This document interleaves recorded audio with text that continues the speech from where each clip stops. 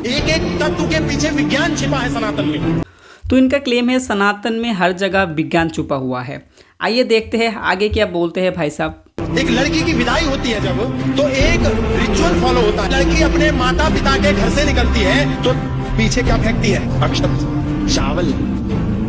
और जब अपने पति के घर जाती है तो एक लोटे में पैर लगाती है। वो क्या है? अक्षत। क्योंकि जो धान है वो धन का प्रतीक है।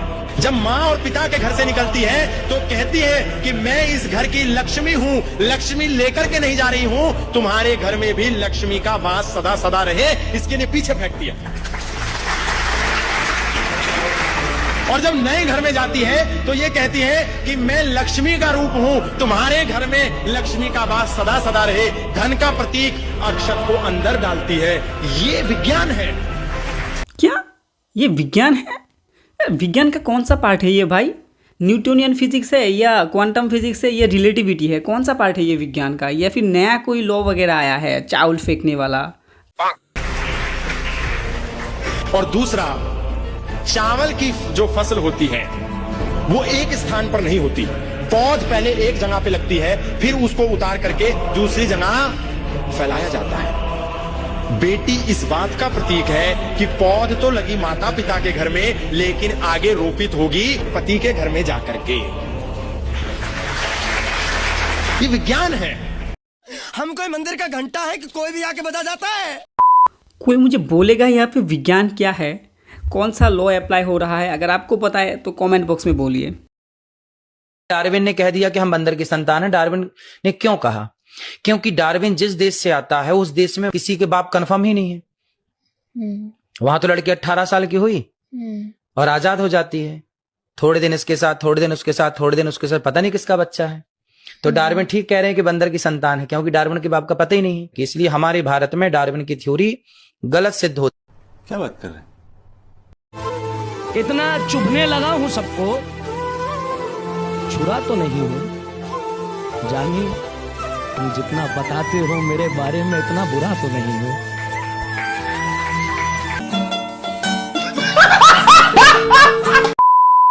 और ये बाबा तो एक लेवल और भी ऊपर का है। खुद के पास कोई साइंटिफिक नॉलेज है नहीं, पर्सनल अटैक करता रहता है।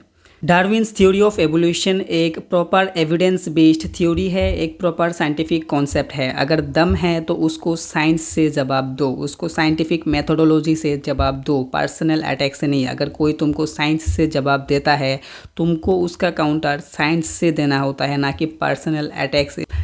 100% गारंटी से मैं कह सकता हूँ कि इस बाबा का इतना औकात नहीं है कि वो साइंटिफिक रिप्लाई दे सके, इसीलिए वो पर्सनल अटैक ही करेगा। और ये लाजिमी है, जब आप कोई चीज़ बिलीव करते हैं और जब आपको उस बिलीफ सिस्टम के अगेंस्ट कुछ दिखता है, तब गुस्सा होना, उसके ऊपर पर्सनल अटैक करना लाजमी है।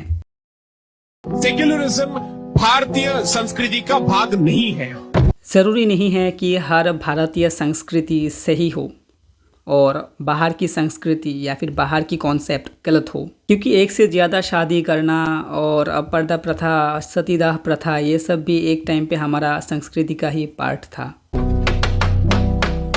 हम पंथ निरपेक्ष हैं, हम धर्म निरपेक्ष नहीं है। हाँ, मैं ये बात समझता हूँ कि किसी भी धर्म के व्यक्ति अपने धर्म को धर्म निरपेक्ष बोलने से बचता है। वो इसीलिए क्योंकि हर कोई अपने धर्म को बाकी धर्म से ऊंचा समझता है, लेकिन जो धर्म निरपेक्ष का कॉन्सेप्ट है उसके हिसाब से कोई भी धर्म एक दूसरे से ऊंचा नीचा नहीं है। पंथ निरपेक्षता और धर्म निरपेक्षता में अंतर है। जब आप पंथ निरपेक्ष होते हैं, आप मानते हैं कि आपका एक धर्म है, लेकिन आप शैव और वैष्णव के बीच में कोई चुनाव नहीं करेंगे। लेकिन अब जब आप कहते हैं कि आप धर्म निरपेक्ष है, आप कह रहे हैं कि आपका कोई परिचय नहीं है, आपकी कोई पहचान नहीं है। ये मैं कभी मान नहीं सकता। नहीं, अगर किसी का कोई धर्म नहीं है तो इसका मतलब सिर्फ ये है वो किसी भी अननेचुरल चीज़ों पे, नॉन फिजिकल चीज़ों पे बिना एविडेंस के अंधविश्वास नहीं करता। इसका मतलब ये नहीं है कि उसका कोई आइडेंटिटी नहीं है। इसका मतलब सिर्फ ये है कि उसका रिलीजियस आइडेंटिटी नहीं है, उसका साइंटिफिक आइडेंटिटी है, उसका रिलीजियस या फिर अंधविश्वास वाला आइडेंटिटी नहीं है। अगर किसी का कोई रिलीजियस आइडेंटिटी नहीं है तो इसको वो आइडेंटिटी लेस घोषित कर दिया। मतलब इतना लॉजिक लेस कोई कैसे हो सकता है? इसको देख के मुझे एक कहावत याद आया कि अंधभक्त के दुनिया में अंधभक्त ही राजा। मुझे फर्क नहीं पड़ता।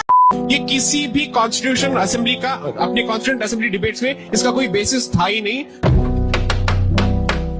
मेरे हिसाब से इसका जो इजाद हुआ है कॉन्स्टिट्यूशन के बनने के बाद नेहरूवियन गवर्नमेंट के अंदर ये हुआ है। हाँ, ये बात सच है कि 1976 में बाद में सेकुलरिज्म वर्ड को संविधान में ऐड किया गया, लेकिन यहाँ पे ज़रूरी बात यह है कि जब सेकुलरिज्म वर्ड को संविधान में ऐड किया गया तब वहाँ पे कोई भी नया कॉन्सेप्ट ऐड नहीं किया गया, सिर्फ वर्ड को ऐड किया गया। लेकिन जो कॉन्सेप्ट है संविधान का वो पहले से ही सेकुलर ही था। अगर आप आर्टिकल 15, 25, 27 और 28 को आप पढ़ेंगे तो फिर आपको साफ समझ में आएगा कि भारत का संविधान जो है वो पहले से ही सेकुलर था, सिर्फ शब्द को बाद में ऐड कर दिया गया।